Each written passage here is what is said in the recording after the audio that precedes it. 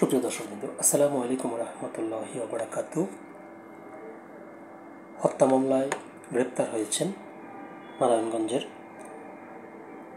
Mayor Selina Hayat Ivy. তো এ নিয়ে একটি খবর প্রকাশিত হয়েছে দৈনিক প্রথম আলোতে। কী লিখেছে বিস্তারিত চলুন দেখি খবরটি। সেলিনা হায়াৎ আইভী কাশিমপুর মহিলা কারাগারে। হত্যা মামলায় গ্রেপ্তার নারায়ণগঞ্জ সিটি কর্পোরেশনের সাবেক মেয়র ও জেলা আওয়ামী লীগের সাবেক জ্যেষ্ঠ সহসভাপতি সেলিনা হায়াৎ আইভীকে গাজীপুরের কাশিমপুর মহিলা কেন্দ্রীয় কারাগারে নেওয়া হয়েছে।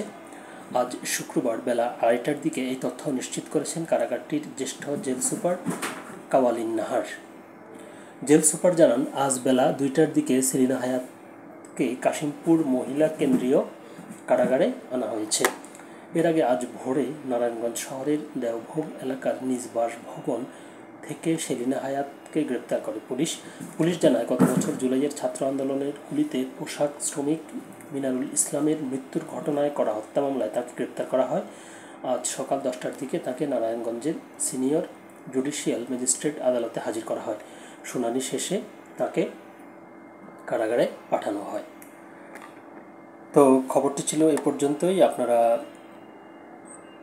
অবগত আছেন যে গতকাল রাতে সেলিনা হায়াৎ আইভীকে গ্রেপ্তারের জন্য তার বাসভবনে গিয়েছিল পুলিশ। প্রায় 6 ঘন্টা সেখানে অবস্থান করার পর ভোরের দিকে তাকে গ্রেপ্তার করতে সক্ষম হয় এবং তাকে গ্রেপ্তার করে নিয়ে যাওয়ার সময় পুলিশের গাড়ি লক্ষ্য করে আইভীর কর্মী সমর্থকরা ইট পাটকেল নিক্ষেপ করে এবং ককটেল ছোড়ে। তো এই ছিল খবর। সকলে ভালো থাকবেন, সুস্থ থাকবেন। আল্লাহ হাফেজ।